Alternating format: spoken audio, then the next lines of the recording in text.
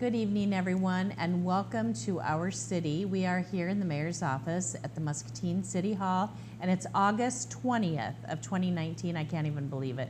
The summer is like gone. The kids go back to school on Friday. I think we blinked, and there it was. I wanted to thank you all for coming, and I wanted to share with you a couple of the highlights that we've had the last few days. Last week, I was invited out to All Steel. This was the second time I went out there. Leah Hance works to put together this wonderful fundraiser for Make-A-Wish Foundation. And the employees raise so much money and donate so much to this cause, and then All Steel matches it. It's wonderful. They've been doing it for years.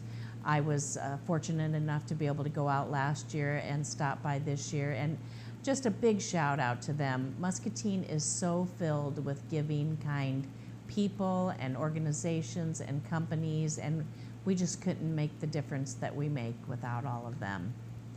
And then I wanted to remind everybody, last Sunday, Greg Jenkins and I with the Chamber, we've been working on a project for about a year and a half. And this lovely lady over on the right, my right, and I guess it'd be your right too, the way you're looking at it, her and her husband put together this project where they are bicycling down the entire length of the Mississippi River, all the way down to Louisiana, and they started up at the top, and they have stopped at certain towns along the way. Muscatine was one chosen, some large cities, some smaller cities, and they just stop and have coffee and donuts and visit with the people and hear our stories and hear about life here in Muscatine. Terry Eagle and his wife were wonderful enough to join us, and we sat there for the whole afternoon at the Riverview Center just talking about Muscatine and what our life is like here and what it has been like here. And at the end, she's going to, excuse me, write a book about this whole adventure, and we're so looking forward to seeing and hearing all about what her take and experience was about life on the Mississippi River. So big thanks to them for doing that with us. I had coffee with the mayor this morning at Sunnybrook, and it was so lovely. I like to go to different places. Lots of times I end up at Happy Joe's on Lake Park Boulevard because it's a good venue, and we have a side room and everybody can sit around and talk. But I know that I had a good suggestion made to me by someone that wouldn't it be nice if you went out to some of the nursing homes, and I thought it absolutely would. So even though Sunnybrook is more like assisted living and the folks are able to get out a little bit more, still it's more convenient to have people to come to where you are than you always going to them. So we went out this morning, had coffee and donuts. It was a wonderful time to just sit and visit with them. And next month we'll be doing the same thing at Lutheran Homes. And I want to thank the people of Sunnybrook for opening their home to us, and certainly the staff for making everything be all set up and wonderful for us. Well, I want you to please join me in welcoming Sue Johansson.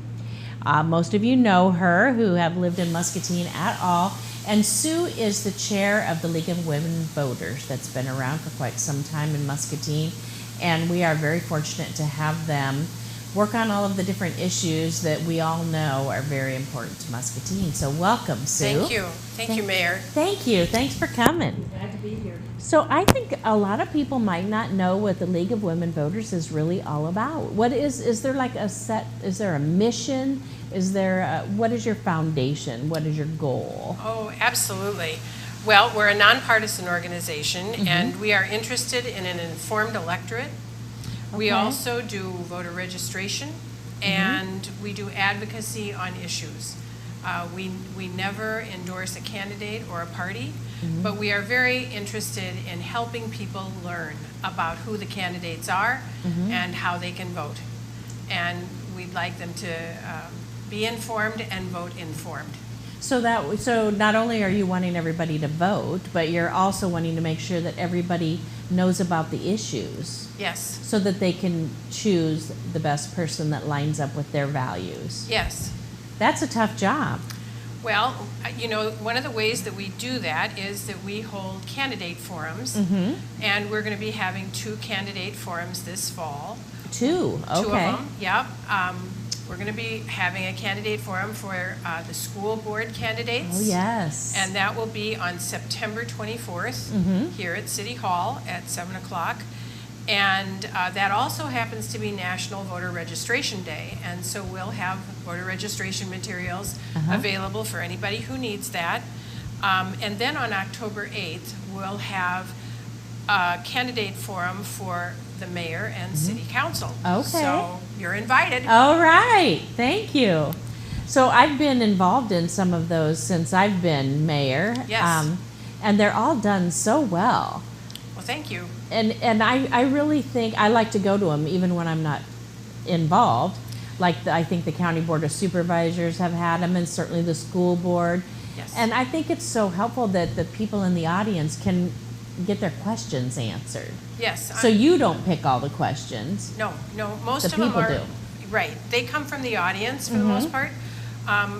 We might provide one question just to kick things off, and Sure. so that candidates can have something prepared, and it gives us time to collect the questions from the audience, kind of While get- they're answering that first one. Exactly. Okay.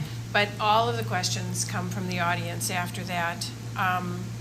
And we're just really glad when people come. We televise it so that people can watch it live if they want to, because there's some people that have difficulty getting out. Yes. We'd like them to be included. We also have it replayed so that if people aren't available on that particular evening, for one reason or another, they can catch up. Yeah. Yep. And how is this different than a debate? Well, our forums really aren't a debate. A They're debate not, is are they? generally when you take a pro and con side, and you should know both sides of whatever the issue is. And it's more issue oriented than it is candidate oriented. And so we call it forums because our purpose isn't to debate an issue. Our purpose is to inform the voter. About what each candidate stands for? Exactly. Okay. Yep. And while it's a real opportunity, I think for everybody who's running for office, our real focus is the voter. Sure. We really It's want. not about the candidate. Well, not entirely. Not entirely, no. We can't take them out of the equation, but the voter is really an important piece. That's who you're doing it for. That's exactly right. What I think has been nice about it, the experiences that I've had and the ones that I have seen over the years, is I like how they're almost always positive. So you don't have people like some of the things that we see on TV, they're arguing or name calling or putting each other down. There's really none of that. I think that we in Muscatine have worked very hard to create a culture that doesn't include that. Yes. We don't ask gotcha questions, Right. that are going to make people feel badly that they're there, or that they're embarrassed about their role as a candidate. Our purpose is not to do that. Our purpose is, again, to inform the voter. And so we try to take the high road with questions. And as an organization, we reserve the right to take questions that we understand are important to the people who wrote them down, but we reserve the right to edit them or to combine them with other questions. And if we can get at the heart of a question without being negative, we're going to try to do that.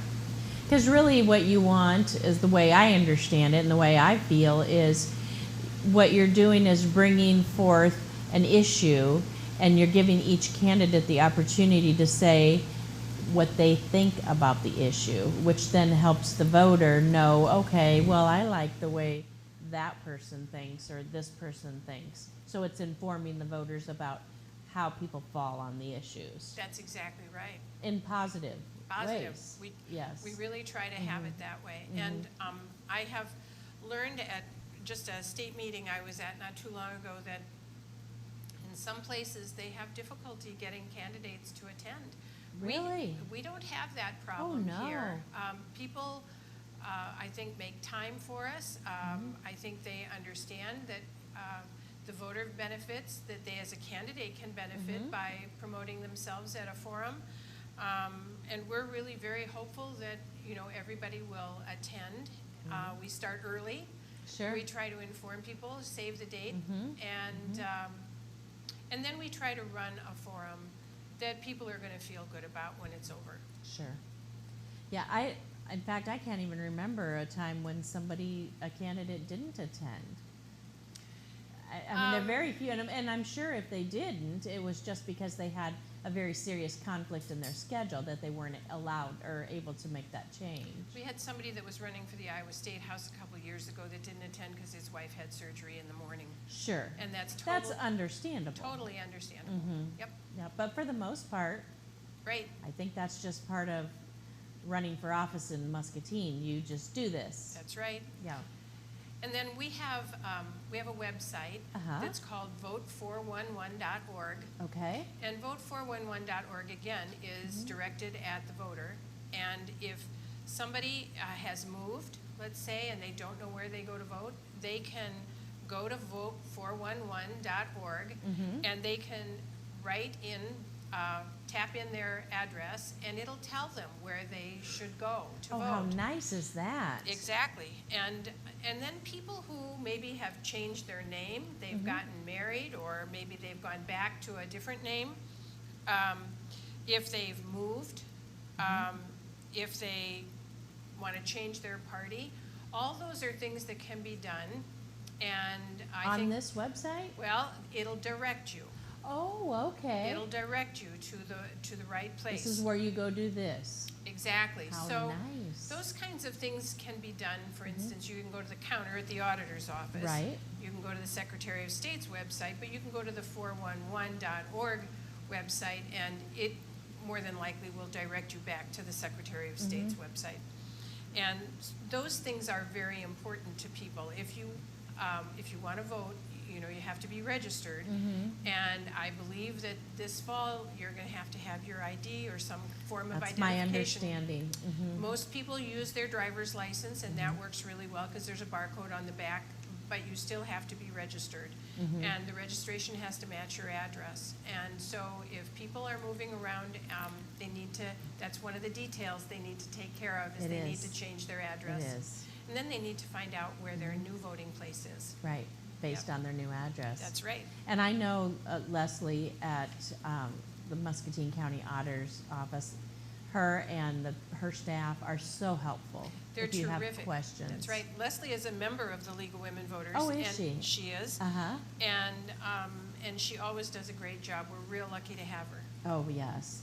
And she also, you would never dream that the people are different parties because she is just fair across the board in all my experiences of sending people with questions, no matter what their issue or their concern was. Very helpful. I agree. Yeah. So one thing that sticks out to me that you do, that the League of Women Voters does, besides the forum, is these mini conferences, I would call, where you have a speaker come and talk about things. I'm thinking one of the ones that had a really big impact on me that stands out is the water quality that we had we had a gentleman come and talk to us about that at the McAvoy Center. That's right. Last year or the year before, and very, very informative for everyone. That's right. The League of Women Voters is a grassroots organization, and so the members say what they're interested in. Sure. And we have positions on issues like clean water, Sure. clean air, that kind of thing. And so when Dave came, he came because our membership was interested in that, and we felt that it was a timely issue. This month, on August 27th, we're having another person come who's going to talk about climate change, and her name is Connie Mutel. She is a retired senior science writer for the Iowa Institute of Hydraulic Research at the University of Iowa. And she will be out at the community college, but this time in Larson Hall. And she'll speak from 7 to 8:30, and we'll be in Muscatine Access Channel 9 TV studio. And if people can't attend, it'll be live streamed. Oh, that's nice. Yep. That's really nice. And then it'll be replayed so that if you're busy that night, you can still see it. Still see it. That's right. And we really appreciate the community college supporting this, Muscatine Power and Water, and Chad Bishop, the manager, that is working with us to make sure that this happens. Oh, sure, Yeah. sure. Because these are important issues, not just to our membership, but I think to the public in general. Oh, absolutely. You know, we hear about places that have water that isn't particularly good, and that really isn't too far from home. And people are interested in what's going on and how it's measured and how they can know more about whether it's climate change or clean water. And those are issues that our members are interested in. That's great. Yep. Well, and I think it's wonderful that this is being live streamed. The one on water quality, I think every seat was taken. It was, So I yeah. love how you open it up to the community for anybody to come and hear, and now folks at home can hear it. And you know, the climate change is so important to us. That's right. It's gotta be, and we're feeling it right here in Muscatine. Certainly our flooding that we just experienced this year. It's very costly to people. It and is. We need some comprehensive planning to Yep. address it. Absolutely. Yep. Wonderful. So are there other things that the League of Women Voters, other things besides the climate change that's going to be coming up on the horizon? Well, yes. Let me see if I can find the right piece of paper here so I can look at my calendar. Once we get past the forums,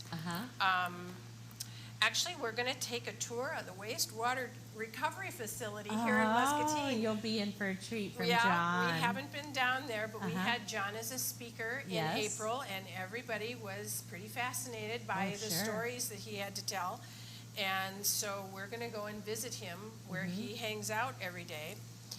In December, immigration is an issue that we'll be working on. And once we get past the first of the year, we're going to be focusing on respect and civility. We're hoping. That's awesome. Yep. I just love the topics you guys come up with. Well, and you know, that fits right into what we've already talked about in terms of the forums and how civility is a piece of this, how we respect each other and we try to be civil toward one another, and we talk better and we listen better when we are respectful and when we are civil to one another. And you know, I always think that you do yourself a good service even when you're going to have times when you disagree with other people. We all have our own ideas and values. But when you can talk to one another respectfully, you actually are helping yourself, because they're much more inclined to listen to your viewpoint when you're not yelling at them and being disrespectful. So if you're talking to them in a reasonable manner, you have a much better opportunity to impart the values that you believe in to them. They could accept them a lot better than when you're mistreating them. And so I just think it's a win-win. Right. Treating other people the way we want to be treated. Sometimes the league acts on issues that are the focus of the state league or the national league. Okay. So right now, the National League is focused on the Voting Rights Act. The Voting Rights Act changed a few years ago. We believe it was weakened, and we feel has been some voter suppression and purging of voter rolls, and we'd like to see the Voting Rights Act strengthened and restored. And so that's an issue that we're working on, that's a national issue. And on a state level, one of the things that we're working on has to do with restoring voting rights to people who have been in prison. So felons who lost their right to vote. Do you know how many states in the United States don't restore voting rights to people after they've served their time? Oh, I think a lot of them. Most of them. Just 2. Just 2? Yeah. Oh, really? I thought everybody. Oh, That they lost their right to vote when they committed a felony. They do. And they never got it back unless they No. petitioned the court. well, every state's different because everybody's laws are different. Uh-huh. But right now, most states, you know, once you've done your time, you get your rights back. Really? Well, you don't in Iowa. No, Iowa and Kentucky are the 2 states. Really? Yeah, Oh, goodness. And there I are- just assumed it was everywhere. No, and I think even in the state of Maine, you can, if you're in prison, you can vote. In prison? Yes. Wow. Right, which is, you know, it's one side to the other, and So in Iowa, we're working on trying to get voting rights for felons. Restored Yes. when they serve their punishment. That's right. And right now, what's required is that they have to pay restitution and court fines and fees. And for some people, that's a very difficult thing to do. They've served their time. It's hard for them often to find a job And get because an of their attorney too, don't they? Have to get their own attorney, yes. It's difficult. Sure. So we'd like to see it streamlined, and actually the league has been pretty successful in trying to streamline the process for a felon to apply to have voting rights restored. And Nice. we will continue to work on that. Good. I think that everybody would always agree that the more people that vote is better. I think so. Mm-hmm. And I would like to see people be informed in their vote. Sure. And we're working really Yep. hard to do that through the meetings that we have that are public meetings so that people can hear about issues, through the candidate forums that we have so that they learn about the candidates and how they feel about the issues. And we put all that together, and we're an informed electorate, and then we vote in an informed way. We'll make democracy work. That's right. Yeah. That's right. I think it is so heartwarming, and I had the opportunity to speak to some people who had not voted before, and a few who had only voted a handful of times. And it just brought tears to your eyes to see these people talk about voting and what they experienced through it. And I just felt like how wonderful that these people stood up and raised their hand and said, this is what I think. Right. And then they voted to say, and what I think matters. Amazing to me. And no matter who they vote for, I don't care who they vote for, just the fact that they thought it matters. Absolutely. What I think. Right. Yep. There are many leagues that, if they're located where there's a federal court and people are being naturalized, they're there to register to vote right away. Yeah. Yep. I have a couple of friends that are doing that around the state. Amazing. Yep. So are there a lot of League of Women Voters groups across the state and the United States then? Yeah, I'd say there are. Yeah. We have 11 chapters in Iowa. In Iowa, okay. Yep. And I really don't know how many there are in the country. I'd have to Sure. look that up. But if there's 11 in Iowa, that kind of gives you an idea. Oh, yeah. Yeah. Right. Wonderful. And the bigger states that are more populated, some of them are just doing amazing work in their communities. That's Yeah. great. And the more people they have, the more volunteers they have, and many hands make light work. That's right. And Muscatine's known for a lot of volunteers. That's right. So, I'd like to say that the League of Women Voters is open to all people, okay. men and women. Right now, we have a policy where if you're enrolled in classes and a student, that your dues are free. Wow. And How cool. so we're very interested in sharing that information so that if somebody's gone back to school, if they're in college now and they'd like to become a member, we'd like them to do that. We have a website and a Facebook page, and we'd encourage them to connect with us. Get involved. Yep. We're an organization that's 100 years old, and so 100 years ago it was named the League of Women Voters because women needed it then. Sure. But in today's world, it applies to men and women, and everybody's welcome. Sure. It sounds like all the projects that you're working on include men and women. They do. And you have some men in your group then? We do, yes. Very good. About a third of our group is membership is men. Very good. Yep, That's very heartwarming. it's good. Yes. Well, so our big thing coming up, two things. We have the meeting on climate change, We do. September 24th. Yep, And then, is that right? September 20th? No, 27th. 27th. September 24th is the school board That's right. forum. Yep. And then October 8th is the municipal candidates That's right. forum. So That's right. some big things to expect for the rest of the year. Well, and we're hoping that people will be interested and join us, attend, and learn. Yep. Very good. Yep. Thank you so much. Thank you, Mayor. Did I leave anything out that you needed to say? Oh, I don't think so. Okay. I think we're good. All right. Thank you you. so much. We appreciate you coming. Well, as we get ready to transition to our next guest, I wanted to remind everybody about Almost Friday Fest. Now, they've already had 2. So we had one in June, one in July. In June, I got to drive the golf cart around, and we were so pleased with the turnout. And then in July, we were on vacation, so I missed that. But I'll be there on Thursday driving the golf cart around, so flag me down for a ride. But the way I understand it, the July 25th meeting was just filled with people. So people are coming out, people are having fun, they're celebrating, they're having a great time, spending time just visiting with each other, talking to your neighbors, enjoying the music, watching the kids play, have supper, have a drink, just having a really nice time. I think that if you get an opportunity to come down on Thursday, you're not going to want to miss it. Next, I wanted to share with you the community block party that's going to be coming up September 6th at Discovery Park. It's going to be, this is the 10th. This is going to be the 10th one that we're holding.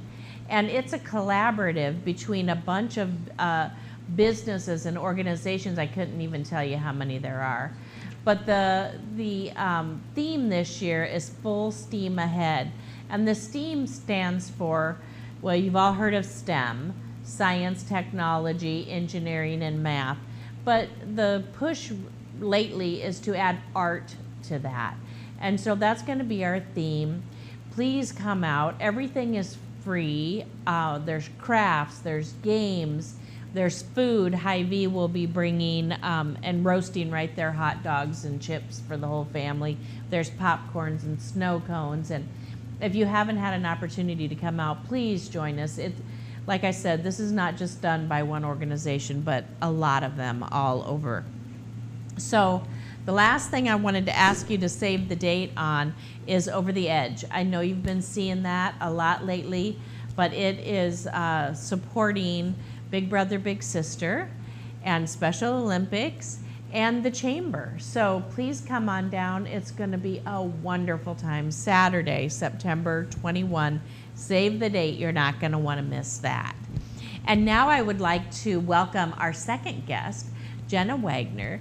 So Jenna, her day job is working for the Mississippi Valley Child Protection Center, and her extra job, many of us wear more than one hat, as you know, is being at Kiwanis. So we recently had on Rotary, and Kiwanis and Rotary both are, as well as others, are service organizations that spend a lot of time volunteering and working on projects to make life better for all of us. And so we reached out to Jenna. I believe you're the chair now, aren't you, Jenna? President, yep. President, Yep. yes. Welcome, Jenna, and thanks so much for coming. Thanks. So how long have you been a member of Kiwanis? You had to ask me that. Years, huh? Long time. Okay. Yes. So what is, I'm a member of Rotary, so I know what Rotary is all about and what they actually stand for. Can you tell me what Kiwanis stands for? Kiwanis is international, so it is for serving children. Serving children. Yeah. Yep. So between a whole plethora of all different kinds of things. Activities. The international project we work on is immunization for just tetanus. Tetanus. Yeah, so that's that's what wonderful. They do internationally. I didn't realize that Rotary works on polio. Yeah. And so if you guys are working on tetanus, that's such a good partnering. Yeah. To make sure that we're addressing that, because so many children in other countries just are not getting the immunizations that they need. Yeah. Yeah. So Muscatine, they were chartered in 1924 in Muscatine? Yes. Oh my goodness. Yeah. So You have a large group. Yeah. Women weren't allowed to join Kiwanis until trying to think, like the 70s maybe, or 80s. Oh, wow. Got to learn my history. And now as the president. But yeah, so it was a big step when women were allowed to join Kiwanis. Oh, sure. So is there specific projects that the Muscatine chapter is working on? We have 2 scholarships we give away. We do, but we also do fundraising. So our big project coming up in September is our Peanuts Day. So where do you do that at? we do that outside of Hy-Vee, Fairway, a couple other places as well. And that money goes to what our projects are that we're able to donate throughout the year. Okay. So, You just, as you going in Hy-Vee or Fairway or wherever it is. You'll see the you little can- bag of peanuts. You can give a donation and then they give you a bag Yes. of peanuts for your donation. And that fundraiser is all local.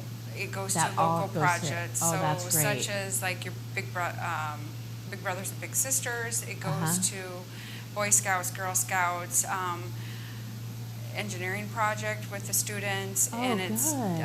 also does, I'm trying to think of, there are quite a few that Oh, we do. sure. Besides the 2 scholarships. And So you give 2 college scholarships out each Yes, year. Oh, yeah. that's great. one we match with the Millers. Uh-huh. So that one is one of the one of the scholarships we do. Mm-hmm. Local Muscatine student receives that, so they have to apply for that, and then the process of going through. Sure. I love, and I know the people at home do too, how the money that's raised here stays here. Yes. That's so important to us, isn't it? Making Yeah. sure that it all goes to our neighbors. Yes. Because that's what we want. We want to be able to give back and help our neighbors right here in Muscatine. And projects for the children. That's and what's projects important. for them. Yes, it Yeah. really is. But by the same token, we are all still impacted by the world. Yes. So it's important that we're getting in that world focus and the immunizations. And tetanus, you'd think that would be one that is already being addressed. Yeah. I mean, In the but United States, oh we have it goodness, covered, but I not- know. And polio is the same way. Yes. You know, you don't ever hear of people being paralyzed from polio anymore. Yeah. But we just got to wipe it off the face of the earth. Yeah. That's what we got to do. I was trying to think of other projects that's, we also then, our other big fundraiser is, in the springtime, we do the big spaghetti supper. So Oh, we do yes. that out at. Is that at Hayes? Yes, out Okay. at Hayes. We've been to that. It's really big. Yeah, so that's another big fundraiser we also do. We do rose sales, Uh-huh. where we sell a dozen roses, and that's during Administrative Assistance Day. Oh, So, nice. And so all of this money goes to the youth projects. the programs, yes. The programs. Yeah, so, And what are all the programs that you do for the youth then? it just, like, the main ones Those I can main remember ones, and then yeah. there's some that sometimes if a project comes in that somebody's trying Something to raise comes money up, for sure. kids. We Then do, you can jump on board with that.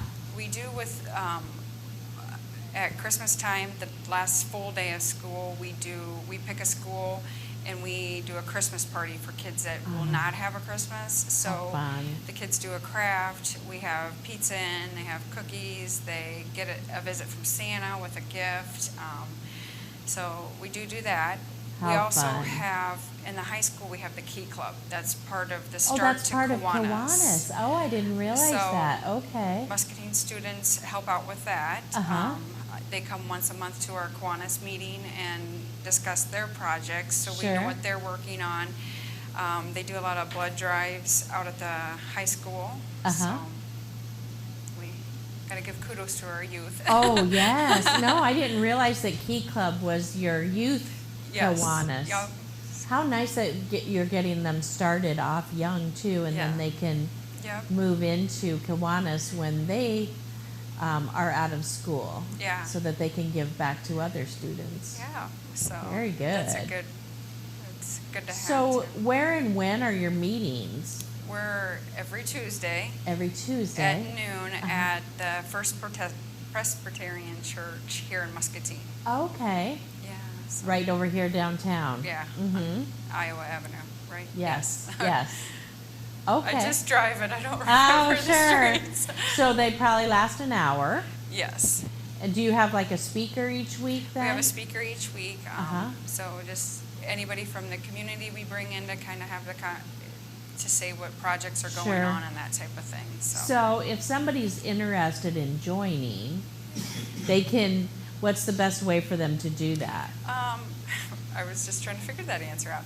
Our treasurer, we have, I can give you his name and phone number, and Uh-huh. it's Wes Walker, and Okay. his home phone number is 563-262-8531. Uh-huh. So he's retired now, so hopefully he'll be He won't okay mind with- you giving out his home phone Let's number. hope not. Yeah. So you could get a hold of him and say, you know what? I've heard some good things about Kiwanis. Yes. I'm interested in more information or coming and trying it out, and he'll get them Yes. hooked up. Yes. Very So, good. Yeah. Very good. Well, how long have you been in Kiwanis then? This I know was you in- said a few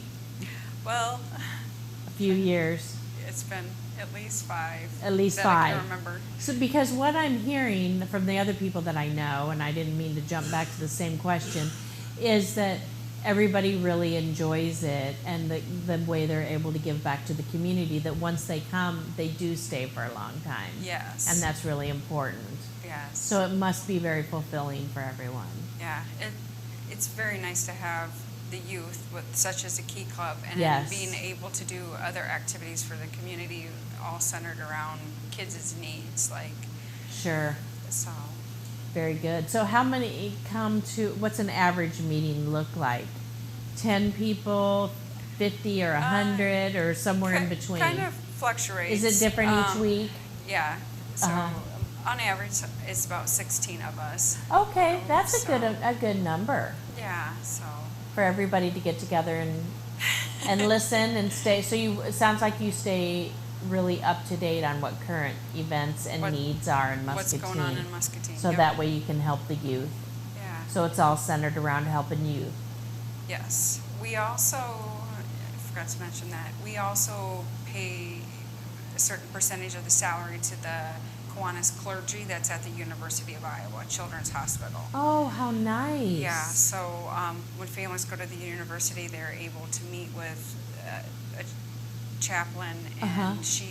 her salary sponsored by several of the Kiwanis clubs Oh, in our that's area. wonderful to be So- such a support service for families Yeah. who must be at a very trying time in their life. Yeah, she's a very amazing lady, so we're thankful to have her Oh, that's up at the great. university for that. So, Well, it sounds like you guys just do amazing work, yeah, and really just constant. It sounds like you're always working on different projects in the background, and kind of have and to not taking a nowadays. lot of credit for it, but they're doing all the work for people, Yeah. looking out for them and doing things that help our youth. Yeah. And they need it, you know, I mean, our youth just need the support that everybody can give. Yes. So that's great. Yeah. Well, have I forgot to mention anything? Can't I really wanted to make sure that people had an opportunity to reach out if they wanted to join, because I know sometimes people want to do something and they don't know what they want to do to help, and I think joining Kiwanis would be a wonderful opportunity for them to be able to help others and give back. Doesn't sound like it takes a ton of time, No. but yet you're still able to make a difference, and that's what everybody wants to do, don't they? Yes. We all just want to make a difference. Yeah. Well, thank you, Jenna. I really appreciate you coming. You'll have to come back again sometime when you're Yeah. working on a big project. Yes. Yeah, when you have all that extra time because you're working on a Exactly. big project. Well, thank you so much. Yeah, thanks. Well, I am really wanting to thank both of our guests tonight, Sue Johansson and Jenna Wagner. They have done a lot for our community and done even more by being able to give up an evening to come here and tell us all about it. So we appreciate and thank them. I wanted to let you know that our guests next week are going to be Holly Brugman. She's going to come and talk about the community block party that I briefly mentioned earlier. And Alan Brombaugh, and he's with Family Resources. And Family Resources has a lot of different programs, a variety of programs, not necessarily different programs, but a variety of programs. And he's going to come and talk about some of the things that they do that we might not all remember or know that they do. I would like everybody, please don't forget, Relay for Life is this coming Saturday at 4 p.m. on the riverfront. You could just drive by and see all of the things that they're going to be doing and bring the whole family. It's a wonderful cause, and they need to raise a lot of money, and their money also goes to stay right here in Muscatine to help the folks that need that assistance right here, and they could be our neighbors and family. So come on out and enjoy Relay for Life on Saturday. Please remember that Our City is shown live on Channel 5 and replayed throughout the week. It's also on the City of Muscatine's YouTube page, and you can find it on social media if you look around, and I try to do my best to share it around, and I'll keep doing that. And if you think of any place I could do it better, please let me know. Please remember that Thursday night there's no council meeting, but I would hope that all of us get ourselves down to the Almost Friday Fest and have a wonderful evening on Thursday night, spending time visiting with our neighbors. Thank you for joining us tonight. Please have a great rest of your evening and week, and we hope to see you next week here on Our City. Our City with Mayor Diana Broderson replays on MPW Channel 9, Wednesday at 2 p.m. and 7 p.m. and Thursday at 7 a.m. Of course, we're live every Tuesday at 6:30 p.m. on Facebook. Email us at ourcity@muscatineiowa.gov.